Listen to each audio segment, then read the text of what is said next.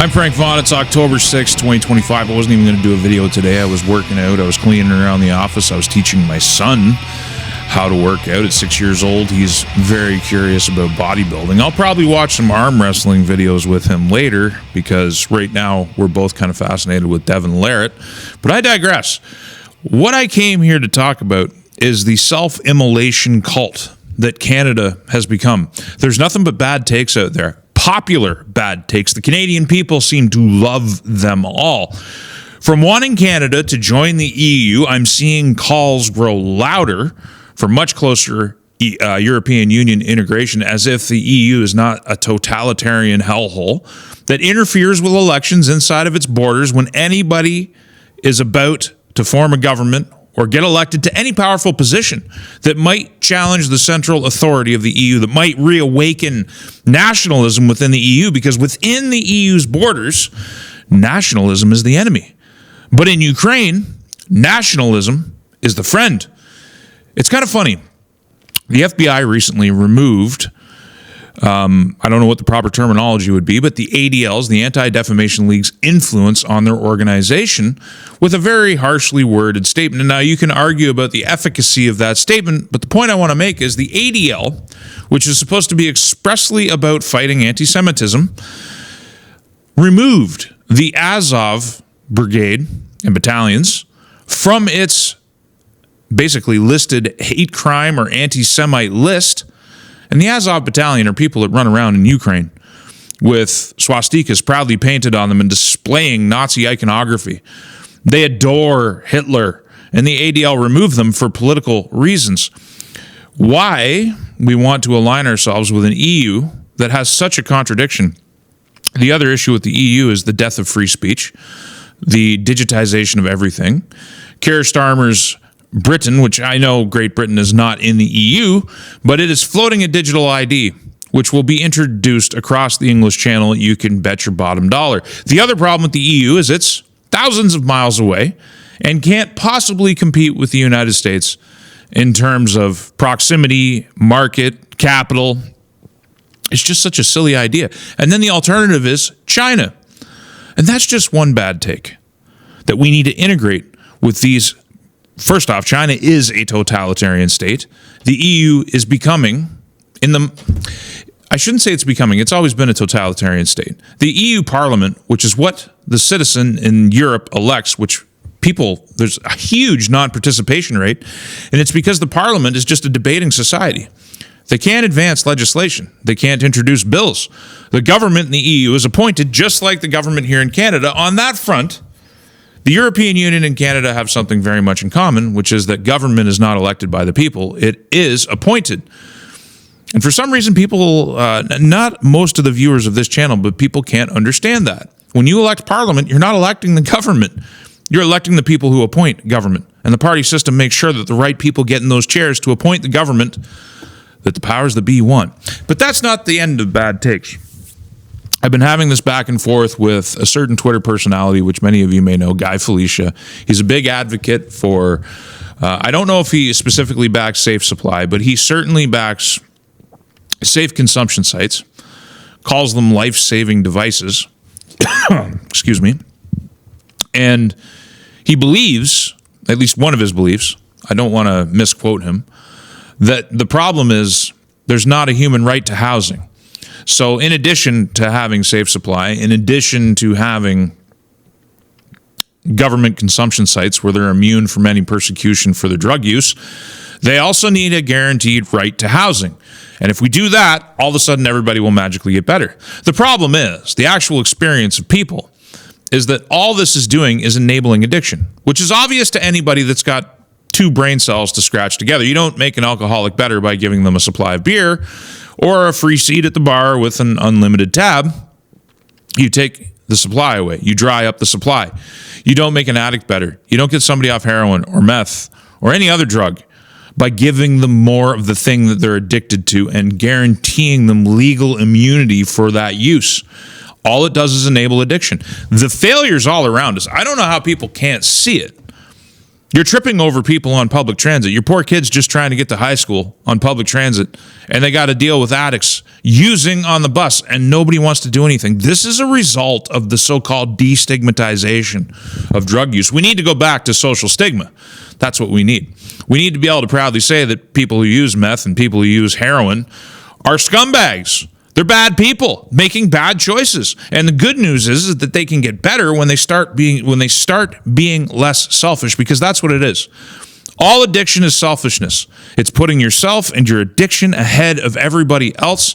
And this is a lesson I've learned in my life. I've kicked a number of really bad habits out of my life, and I'm working on kicking another one right now, which is why I'm working out, because I got to put my money where my mouth is. Even if all food is legal, I eat too much of it.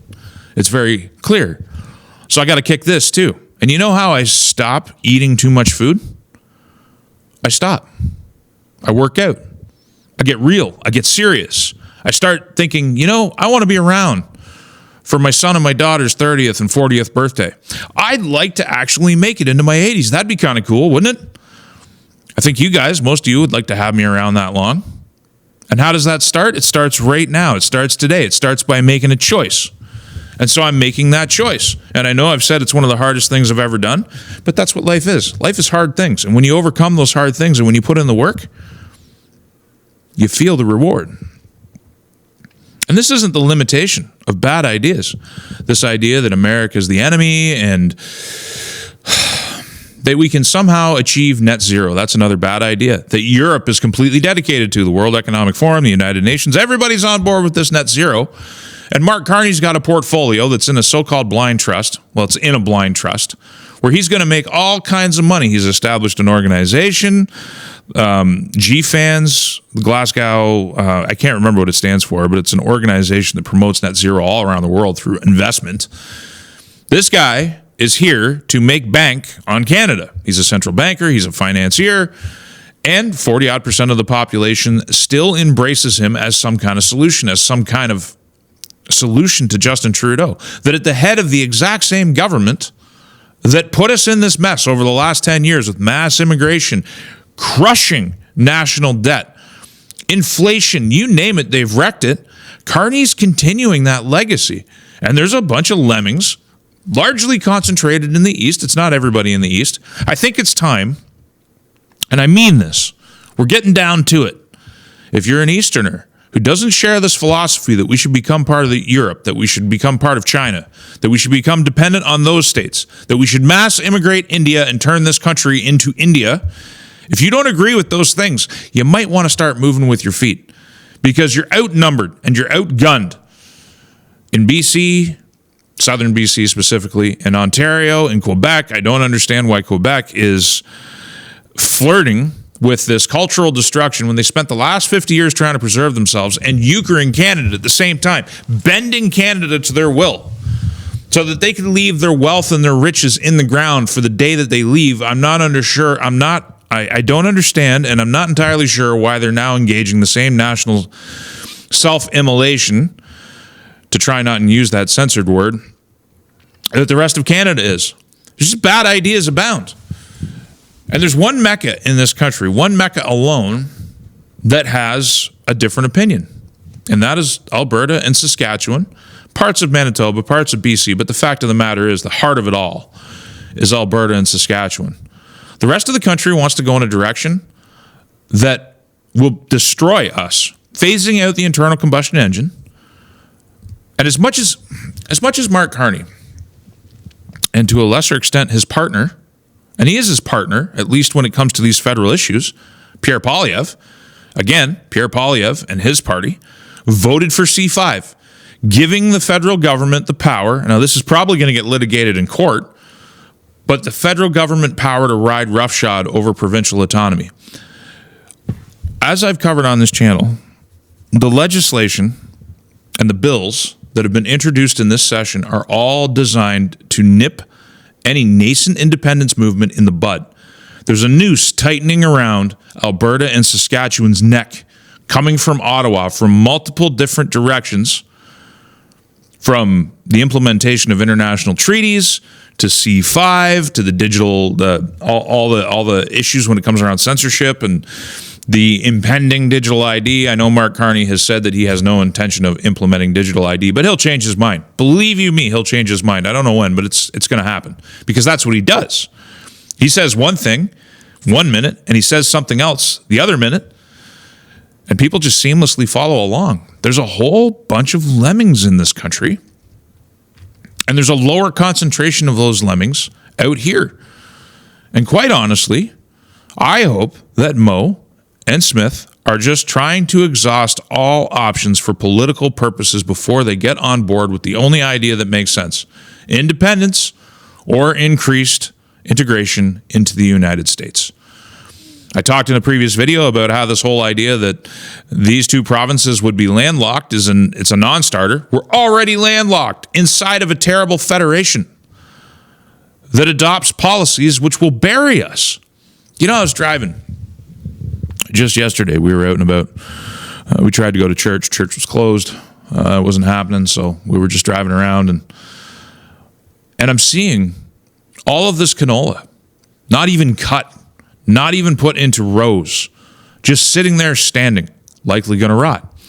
Quick Dick, McDick, if you know that channel, did a video recently where as soon as the tariffs came down, they just accepted that they were going to lose $100,000 in income that year, and they just moved on with their lives.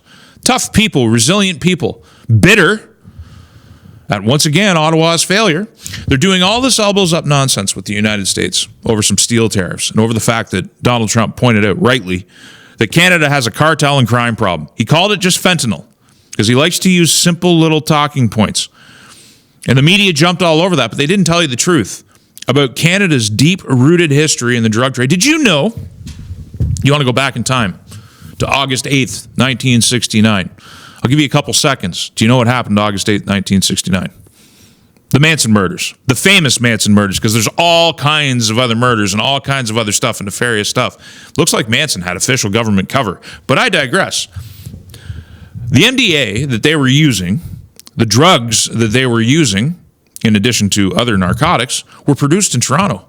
Toronto in 1969 was the world's hub for MDA. You see, as I'm putting the history together, at least mentally, I'm not sure how I'm going to approach making content about it, because I think I've already established the fact that Canada has a multi-decade history of allowing the drug trade to flourish here, of allowing money laundering to flourish. It's part of our national character. The world knows it. The EU knows it. Since we love the EU, we should read what they have to say about Canada's drug trade, which I have on this channel. The Americans know it. They cut Canada Border Services out of their intelligence meetings when it comes to cartel crime. They cut the RCMP out because they're convinced that both those organizations are wholly corrupt, that the intelligence that they shared with those organizations was getting leaked to cartels. And so they cut us off. This is all before Carney came along. This is all before Trump uttered the word fentanyl when it came to Canada. It's the reality of this place. It's what it's become. It's... I seriously doubt our ability to wake the sleeping masses up in this country. I don't know what it will take. They're convinced that Donald Trump is the great enemy, and that's like it's such a weak propaganda ploy. Like, to me, it's obvious. It's obvious. There's this man. He speaks in a way that nobody likes. He's braggadocious. He's kind of full of himself. And so it's a nice thing to dangle in front of people's face. Hate the orange man. But the orange man isn't the font of our problems. The things that he said about Canada are true. Taking advantage on trade, taking advantage on defense, shipping untold amounts of drugs and narcotics into the United States, human trafficking, money laundering for terrorists. But at the same time, let's get back to the canola, because that's where this conversation started. We tariffed China. China tariffed us back. And for some reason, as Western farmers are going to get devastated by this situation, there's no elbows up nonsense. There isn't a national call to boycott China, a totalitarian state. People who want to talk about Palestine never talk about the fact that this state that we're looking to for our future, to get away from the United States, as if we could even do that, has basically got 2 million Muslims in the northwest of their country, the Uyghurs, enslaved in slave labor camps. Never talk about the suicide nets around the factories to catch the workers who can't escape their drudgery.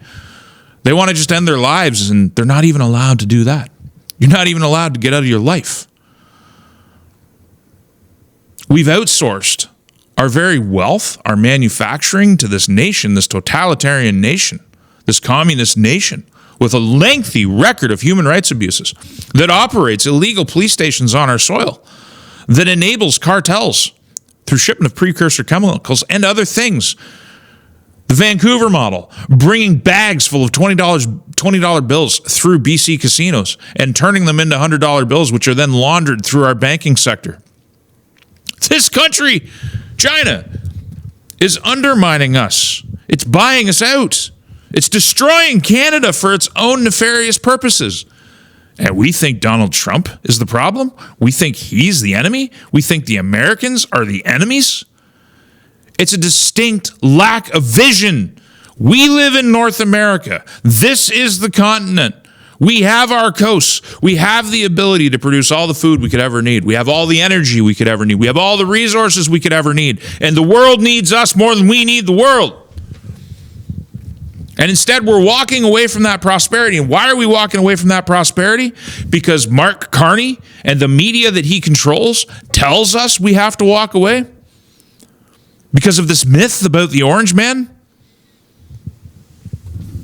These very rich people who've never missed a meal in their life, they've never been laid on a bill. Their portfolios are worth more than small towns in Canada. And we're taking their advice about our future, the people who want to outlaw the internal combustion engine, the people who want to shut down the oil sands, the people who want to shut down natural gas, the people who want to create conditions which will totally destroy any ability to prosper in the West, the people who, without even much of an outcry, allow these canola tariffs to absolutely devastate farmers here. These just, even to the Conservative Party of Canada, these are backdrop issues. When they do bring them up, they fade away. And instead, we go back to talking points that satisfy the eastern part of this country. A part of this country that we're only linked to by one rail route and one road. We're two distinct places, two distinct countries. Unfortunately, we're getting all of the toxic detriments that emanate from Ottawa. And so, in spite of the fact that I wasn't intending to make a video today, as I'm looking through the news and as I'm looking through Twitter, and I'm not really saying much, a lot of days, folks, a lot of my time is just spent taking things in and figuring out what to say. But I've just had enough. I've had enough of the BS. I've had enough of the people getting screwed out of their legacy. I've had enough of this great nation. And when I say that, I mean a good chunk of the people, the land under our feet, our God-gifted position on the planet in this wonderful island continent, away from the troubles of the old world. That's why people fled here, was to get away from that. I'm sick of the astounding lack of vision. I'm sick of the toxicity every single day. And it's my hope and it's my prayer that Western Canada, Saskatchewan and Alberta in particular, there's areas of Manitoba, there's areas in northern BC that are a perfect match. We figure out how to get out of this deal, because it's a rotten deal. It's a rotten federation. And create something, whether it's with the United States or it's independently. Create a government that's actually for the people and by the people. Not some parliament that you elect that rubber stamps government in place and they rule through the king's representative. They spend all your money without a budget. They can create laws through orders in council. They can suspend laws. You've got a Charter of Rights and Freedoms, which is subject to government approval. Every single right. Freedom of religion, freedom of speech, freedom of movement can be shut down at the government's whim And even if the courts find they've done it wrong, there's no accountability. This is a totalitarian country with fake civil rights. And you don't even have a fake civil right to private property. Maybe we could create a place that had real fundamental rights. Shouldn't people want to do better? Shouldn't you want to improve on a system that's well over a century old? Shouldn't you want to modernize the system in Canada? Shouldn't you want to enable the people who pay for it to have a greater share and a greater say in the future of this nation? If anybody's serious about fixing Canada, and nobody is, they got to talk about scrapping the Constitution. Not just reopening it. It has to be scrapped and rewritten. Getting rid of the Charter. This nation that was replaced in 1982 with all of this fakery, all of this puffery that just leaves you holding the bill, holding the bag, with the government taxing you at source and just doing whatever the hell they want. Ruling by fiat through the Governor General. It sucks. It stinks. It's not modern. We can do better. A republic would be much better. Independent with the United States. I don't care. Canada ain't it. I'm Frank Vaughn. I'll see you in the next one.